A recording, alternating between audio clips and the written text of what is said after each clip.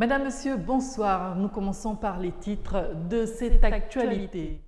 Mathématiques, physique, chimie et autres matières scientifiques ne font pas toujours le bonheur des apprenants des collèges et lycées. Très peu même sont dans les séries scientifiques. C'est dans le cadre de la journée de l'ingénierie que nos reporters ont surpris les élèves en plein cours. Nous verrons cela dans un instant.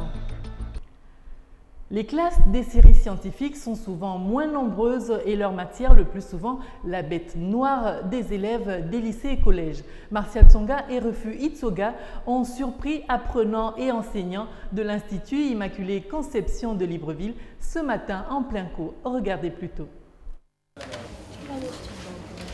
Concentration pour les uns et démonstration au tableau pour les autres, ces élèves de classe de seconde S1 témoignent de leur intérêt pour les matières scientifiques. Moi, personnellement, je voudrais faire la science.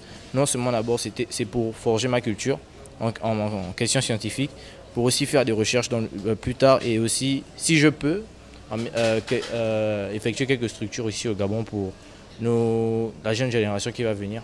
J'ai choisi les matières scientifiques parce que le métier que j'aimerais faire plus tard va dans ce sens et donc j'ai besoin de m'améliorer en matière scientifique, tout simplement. Apporter leur pierre à l'édifice Gabon en matière scientifique, c'est ce que les enseignants appellent de tous leurs vœux. Nous sommes là pour motiver les plus jeunes, nous qui sommes déjà un peu devant, et puis attirer aussi l'attention des autorités pour qu'ils mettent un peu les moyens dans les structures, parce que les laboratoires sont quasiment vides et sans laboratoire on ne peut pas vraiment avancer. Et puis sans laboratoire, la recherche ne peut pas non plus avancer. Il faut vraiment que les autorités qui ont en charge de ce ministère y mettent la main à la pâte. Comme Sir Isaac Newton, ces élèves veulent s'appuyer sur des générations qui les ont précédés pour arriver à domestiquer les sciences et pouvoir participer à l'édification du Gabon scientifique. Nous parlons d'une énième revendication dans le secteur public. Aujourd'hui, ce sont les agents du ministère des Mines qui sont montés au créneau pour revendiquer les méthodes de paiement de la prime d'incitation à la performance. Le secrétaire général de ce département ministériel a choisi le dialogue pour une issue à cette situation, mais sans la presse. On regarde tout cela avec Kenny Ongouri et Refu Itsoga. C'est une réunion programmée qui a failli virer à la confrontation au ministère des Mines, où les agents se sont réunis pour des pourparlers avec leur hiérarchie sur la question de la prime d'incitation à la performance. Donc nous sommes là parce que nous devons être entretenus sur les modalités de l'exécution, de distribution, de répartition de la prime d'incitation à la performance qui avait été décidée dernièrement par le chef de l'État. Bon, nous sommes là un peu outrés de constater qu'aujourd'hui, on attend les responsables qui viennent nous entretenir par rapport à l'ordre du jour. Mais à la grande surprise de tout l'auditoire, nous voyons des forces de sécurité, nous voyons la gendarmerie, un détachement de la gendarmerie qui est arrivé, qui vient par ailleurs courroucer les agents qui sont déjà bien énervés. Premier trimestre, nous avons été payés, mais malencontreusement, on a constaté qu'on a été payé non seulement sans bulletin, comme auparavant, donc on vous paye sur papier volant, ce qui déjà ne respecte en rien les règles comptables, parce que toute rémunération est faite sur la base d'un bulletin. Quelques minutes plus tard, la réunion qui était restreinte a été élargie à l'ensemble des agents. C'est vrai qu'il a été sélectionné des noms par direction. On a demandé à ce que tout le monde soit là, mais pourvu qu'il n'y ait pas de débordement. L'arrivée du secrétaire général du ministère a sonné le début des discussions, mais la porte s'est refermée à la presse sur instruction de ce dernier. Une presse devenue soudainement indésirable. Les conclusions de cette réunion seront connues au terme de ces échanges. Société à présent, la décharge de Mindoubé fait vivre des centaines de personnes au quotidien. Elle récupère les matériaux jetés pour les réutiliser. Là-bas, la vente de la ferraille prospère.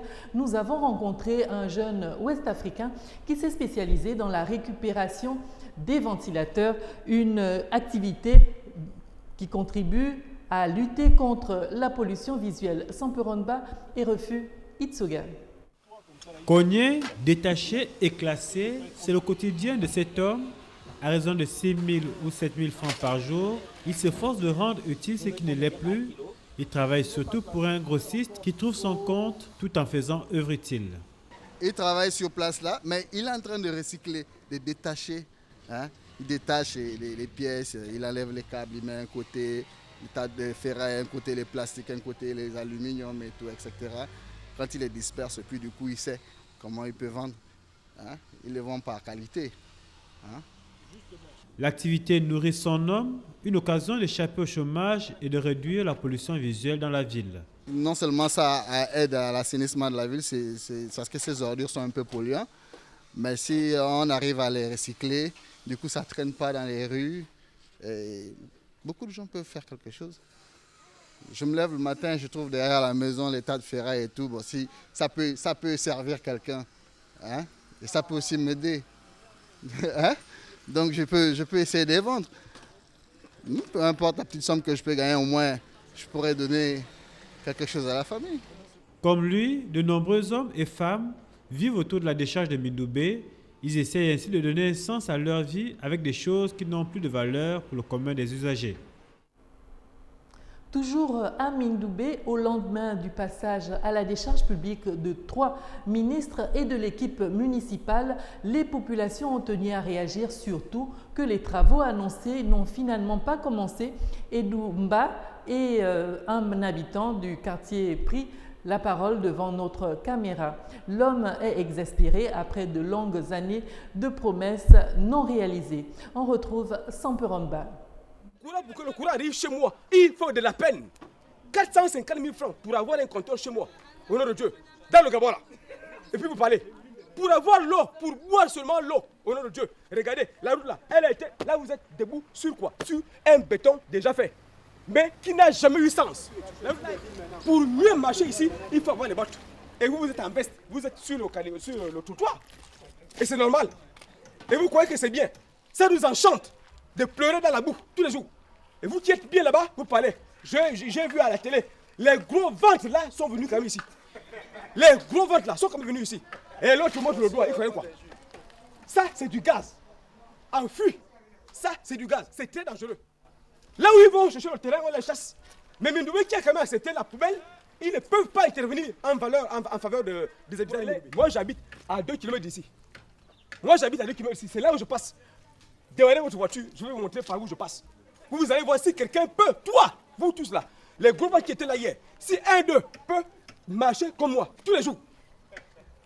Les hommes habillés, les policiers et les militaires, quand ils viennent avec la poubelle, la décharge est bloquée. Ils déchargent sur place. Quand on parle à voir, mais c'est vous qui êtes censé gérer la loi du pays. Comment est-ce que vous pouvez faire des autres comme ça là? Pour décharger ici, il dit c'est l'État. Attends, c'est un raisonnement ça. Qui vous a appris ça, vous là? Moi, je parle en français, je sais qu'est-ce que je dis. Et c'est vrai, allez-y vérifier, au nom de Dieu. Nous venons là de vous donner l'essentiel de l'actualité du jour. Merci à vous de l'avoir suivi, mais restez sur votre site Gabon News pour d'autres infos. Au revoir et à demain, 20h.